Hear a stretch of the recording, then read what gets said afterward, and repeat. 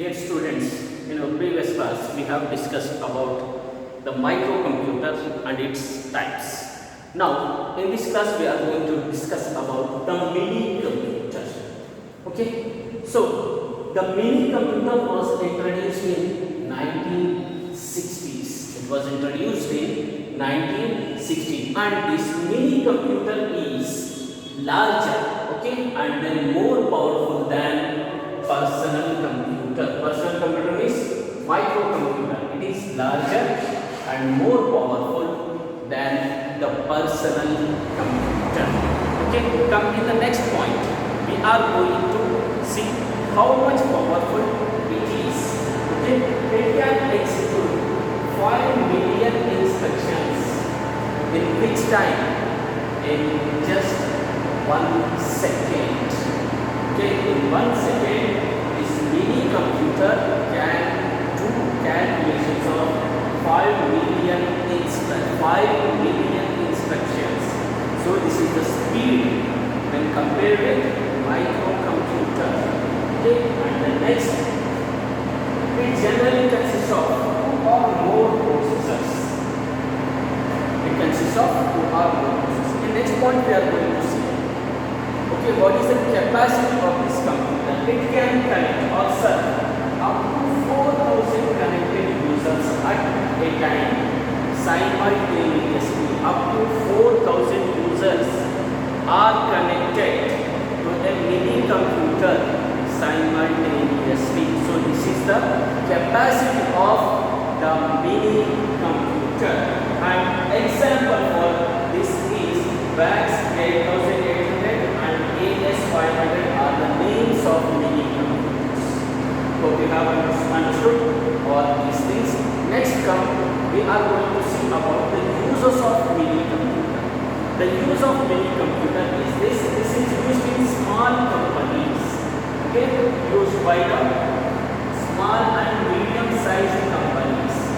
Okay, for giving centralized information. Okay, for giving centralized type of information, the small or the medium companies will use this mini computer. Hope you have understood regarding mini computer. Okay, personal computer, its features are different, but mini computer is little bit larger than the personal computer, and it is very high perform and more powerful compared with the personal computer. Now I am going to show you the figure of mini computer. Look, this is mini computer. See how it looks like. It is little bit larger than personal computer, and performance is also very high than the personal computer.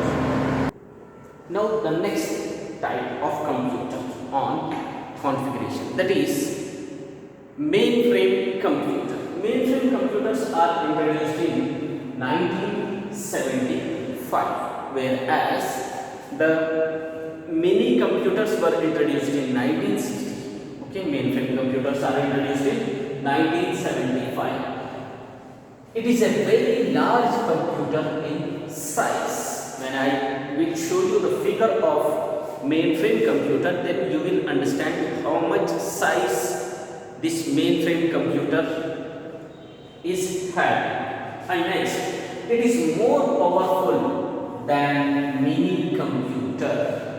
It is more powerful than mini computer. Okay, if we move to next point, then we will understand how much powerful this mainframe computer is than the mini computer.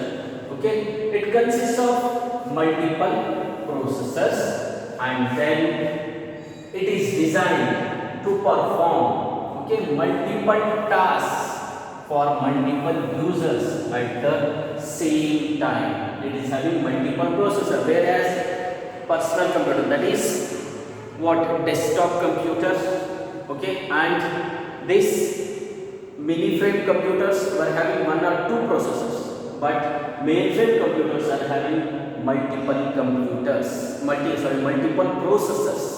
It is designed, this mainframe computer is designed to perform multiple tasks, many number of tasks, okay, for many users at the same time. At the same time. So for this reason, this mainframe computer has designed. Okay, it can serve up to 50,000 users at the same time, whereas mini computer serves up to only 4,000 users, but mainframe computer will serve up to 50,000 users at the same time. And then example is NE system and NEC system and DEC 10 are the two mainframe computers. They are the examples for mainframe computers, and these two are the names of the mainframe computers. Now I am going to show you the figure of mainframe computer. See, this is mainframe computer. See how much space it has occupied. A large space is needed for the mainframe computer. When compared to microcomputer and mini computer, this mainframe computer is very larger in size. See, this is the mainframe computer. Mainframe computer is this one. Okay, see how much larger it is. Okay, don't get confused here. This is the mainframe computer. Okay, see, it is very larger when compared with microcomputer and mini computer. Now come, we are going to see about the uses of mainframe computer. Mainframe computers are used in large organizations. What type of large organization? Just like airline systems in airways, for ticket reservation system.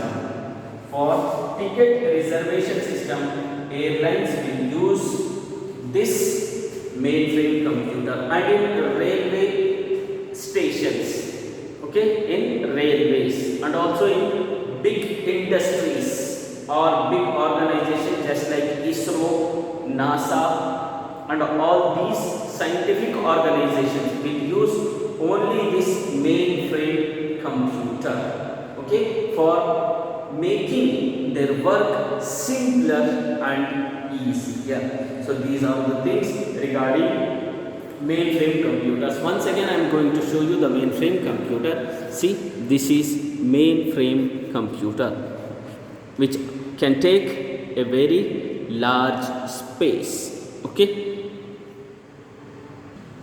And now, dear students, among the types of computers, about configuration, based on configuration.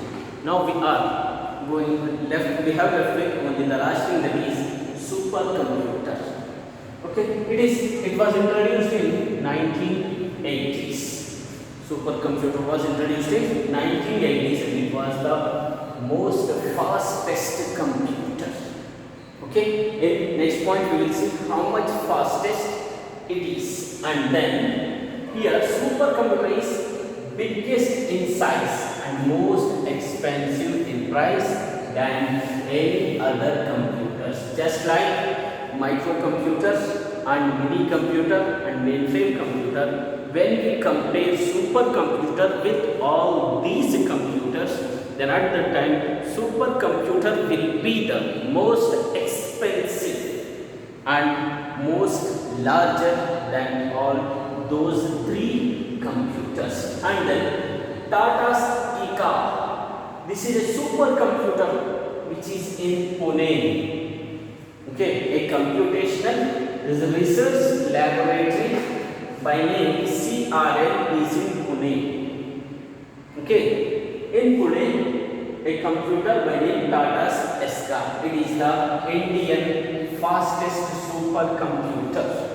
Tata's PUC is the Indian super fastest computer which is present in a laboratory, that is computational research laboratory in Pune. And next point, supercomputer is most sophisticated and complex and advanced computer. It is the most sophisticated computer and used for complex things, and it is the most latest, most advanced computers for used for most complex calculation, and it is having very large storage capacity and can trillions of instructions, whereas mini computer and mainframe computer were performing millions of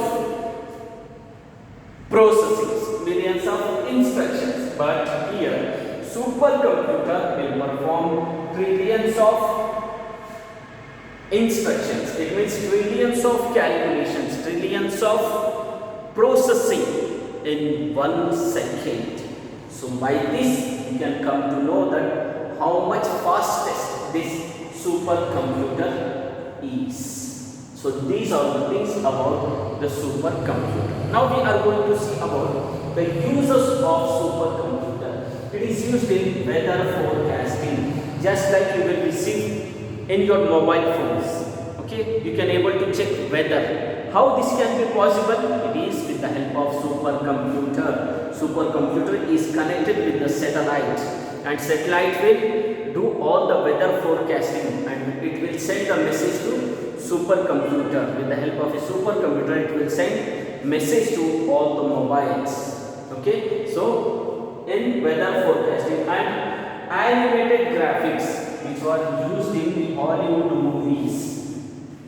Hollywood movies graphics, animated graphics are made with the help of supercomputers. Animated graphics means if you see a movie by name Godzilla, okay, or Baby's Day Out, like this. In this type of movies, they have used for making the image of Godzilla and making the image of a chimpanzee and making an image of giant, okay, animals like fishes, anaconda, and all these giant animals, for giving images of these giant animals. Okay, animated graphics were used in Hollywood movies. For animated graphics, this supercomputer was used. And then fluid dynamic calculations.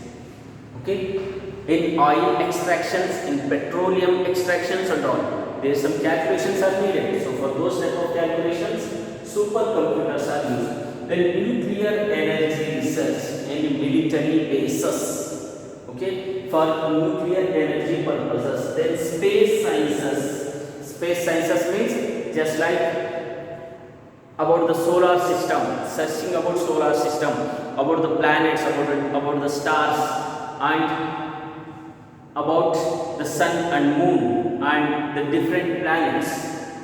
So regarding all these things, for researching about the space sciences, supercomputers are used. Then weapon and missile design in military bases, for designing weapons and for designing missiles. Okay, so these supercomputers are used. And finally, in petroleum exploration, just like I have told, oil extractions, oil explorations, and petroleum, either petroleum or diesel or kerosene, anything it may be. But in petroleum exploration, these supercomputers are used and many more uses are there. So this is regarding your types of computers based on configurations. Here it is going to end. In our next class, we are going to discuss about the applications of computers. If you have any doubts regarding today's class, dear students, you can ask me personally. Thank you.